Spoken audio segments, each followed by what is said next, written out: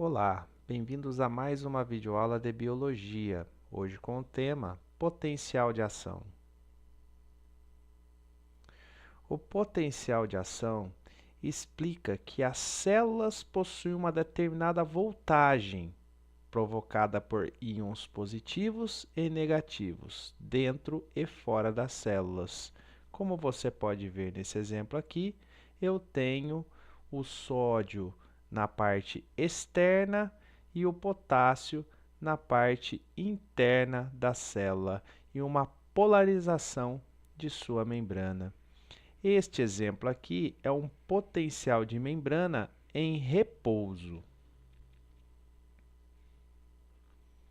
O potencial de ação ocorre no axônio, essa parte do neurônio, aonde vai ocorrer aí a transmissão das informações dos impulsos nervosos. Aqui um detalhe do axônio com a sua bainha de mielina. Bom, para que ocorra o potencial de ação, nós precisamos de uma estrutura transmembrana chamada de bomba de sódio e potássio. A entrada e saída de íons através da membrana é controlada por esta bomba, essa proteína transmembrana. As moléculas carregadas negativamente não conseguem atravessar a membrana. A entrada e a saída desses íons faz com que o potencial de ação ocorra. Esse transporte ativo que utiliza ATP faz com que 3 íons sódio entrem e 2 íons potássio saiam. No detalhe da imagem, eu tenho a bomba de sódio e potássio, essa proteína transmembrana. Quando a célula é estimulada por uma determinada voltagem, eu tenho então a saída de 3 sódios e a entrada de 2 potássios, ocorrendo então o potencial de ação. Bom, para ocorrer o potencial de ação, algumas situações precisam ocorrer. A primeira, as células nervosas recebem um estímulo. Os canais de sódio da membrana se abrem, o sódio mais concentrado fora, carregado positivamente, por difusão, entra na célula e o meio intracelular acaba ficando menos negativo. Quando um potencial de membrana atingir um limiar de voltagem de 50 mV, outros canais de sódio se abrem e a célula se torna altamente permeável ao sódio, onde com a entrada deste, muda sua polaridade para positiva internamente e ocorre a despolarização.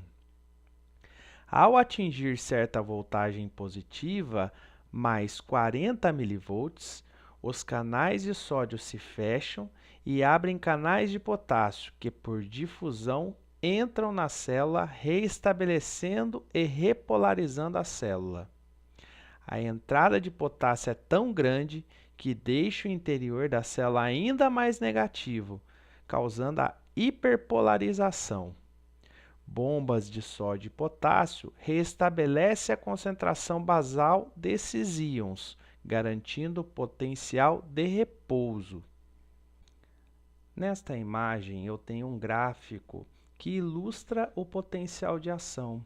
Então, nesse estágio eu tenho a célula em repouso, mais ou menos ali, menos 50 mV, ela recebe um estímulo, canais de sódio são abertos, fica permeável ao sódio e ocorre a entrada de muito sódio, havendo a despolarização.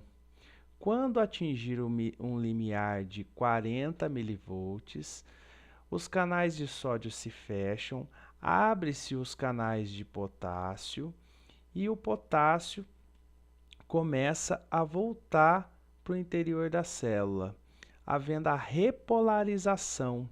Essa repolarização é tão intensa que acaba ficando muito polarizada, ocorrendo a hiperpolarização. Nesse estágio aqui, bombas de sódio e potássio começam a trabalhar para a concentração basal de sódio e potássio voltarem a seu nível normal de repouso. Então, para finalizar, o potencial de ação ocorre no axônio, na extensão do axônio. Aqui eu tenho um detalhe do axônio aumentado, um detalhe da bainha de mielina, né?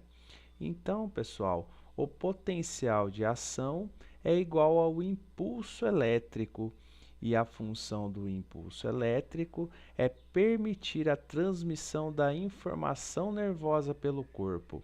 Espero que vocês tenham entendido. Fiquem atentos às próximas aulas. Obrigado.